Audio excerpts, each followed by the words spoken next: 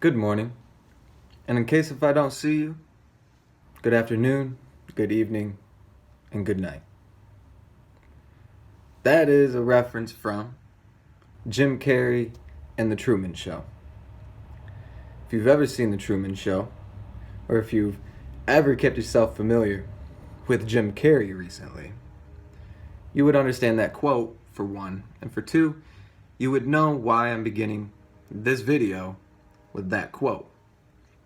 Now, the real reason why I use that quote is, well, I don't know when you're watching this video. So it could be in the morning or in the afternoon or in the evening. And if you're watching it before you go to bed, well, good night.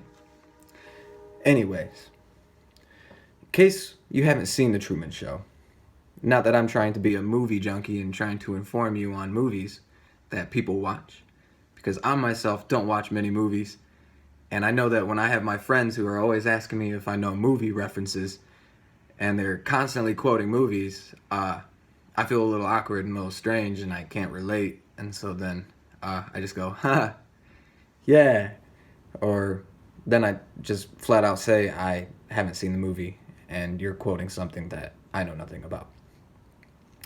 That is a real scenario that I find myself in quite often. But I might be putting you in that scenario right now as well. So here I am explaining myself through it. Now, the reason why I felt like it was so profound to use Jim Carrey and that example of that movie is because of this. Jim Carrey in that movie displays a way of trying to understand reality. And what is reality about? Truman in the movie is an individual who is put into a stage play where he is the only person who is living his own reality, and everybody around him, his wife, his neighbors, the people down at the convenience store, are all people who are actors and who are being paid to be on a TV production to give him this idea that the reality that he is living and this life that he is living is so amazing and so great. And Truman believes this reality that he's living in, and that all these people that he surrounds himself with are his friends, or his co-workers, or the common nice person at the store. Eventually he comes to learn that it's not true, and that he's being played the whole entire time. Well, I feel like that is a great depiction of reality, sometimes, in some ways.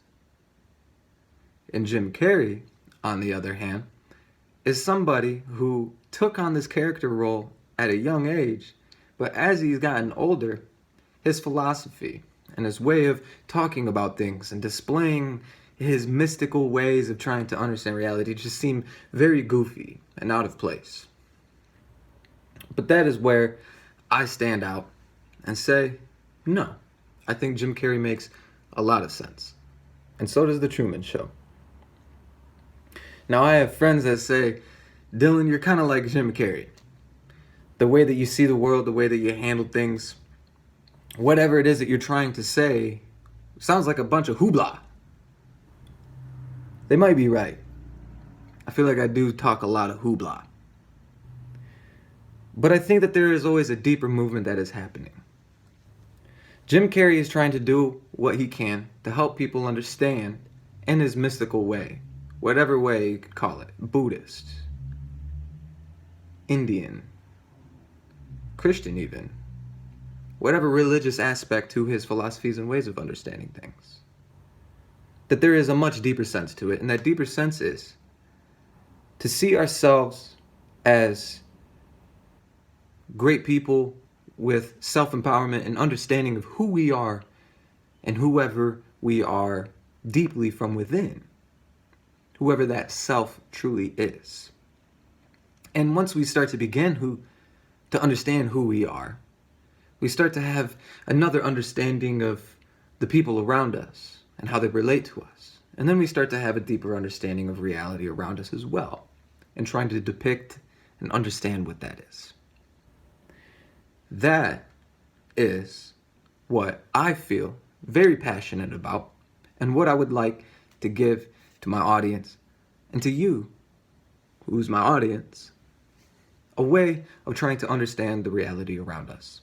And that is all that I have to offer. I don't feel like I have much.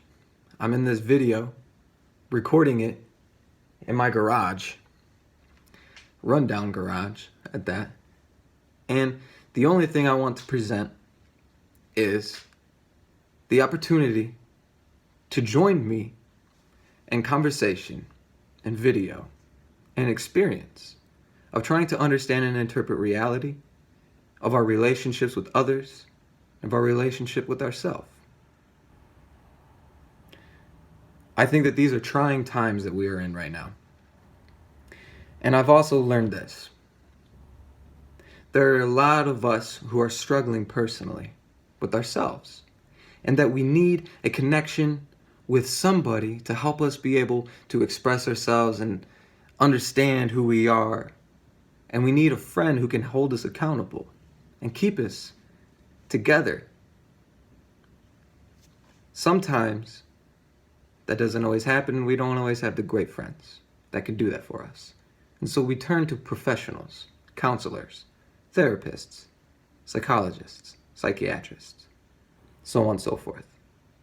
I was in theater class a couple years ago, and a friend had said and announced it aloud, I have to go see my therapist today, because she was having quite a wild day, is how I'm going to put it. And she was really feeling it. I could feel it from her. And I said to her, and I said, at any point in time you ever need to genuinely have a conversation with somebody, I'm open to that conversation with you, and we can talk. Now, the only reason why I offered myself in that way isn't because I thought myself as a counselor or as any sort of guide or mentor. I thought of myself as a person who genuinely has an interest in the care of that individual, and if they need a place to put their problems, put themselves, that they can put it somewhere. And they can do that with me. And I'm not going to go around and sharing their business with everybody. Completely professional, without the credential. That is what I want to do with you right now. And I'm giving the opportunity to do that. Now, what is my credential? Well, my credential is this.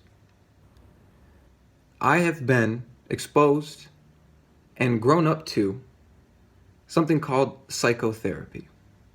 And I have been under the guidance and mentorship of a professional psychologist / counselor in these types of things. And many opportunities have happened for me in my life to be able to go and do that. Now, I would like to give and offer myself the things that I have learned through these numbers of years to others, without an expense, without the $100 fee for an hour of counseling. I would like to offer an opportunity for things to be openly discussed, talked about, and that we can share a common understanding with each other. And that is what I would like to do, is create a community in this kind of way, with each other. And in that, I will choose to offer the knowledge, information, and things that I have learned throughout the years under my guidance and give to you. And that's that. I feel passionate about self-expression, about self-empowerment, about caring for ourselves and caring for each other. I think that it is the most important that we learn how to get through things like anxiety and depression. And then the more that we are living an isolated life, and the more that we are spending time at home or with others, crowded by people that are constantly bothering us, now is the time more than ever to get ourselves out there and do whatever we can to help each other. And I have a very small role in that. And my small role is to offer myself here now. Like I said, all I am is in this small garage right now. And all that I have to offer is the life that I've learned through experiences. And in any way I can give myself that to you, to others, so that you can take that and have a ripple effect upon others, what better can it be? See you later.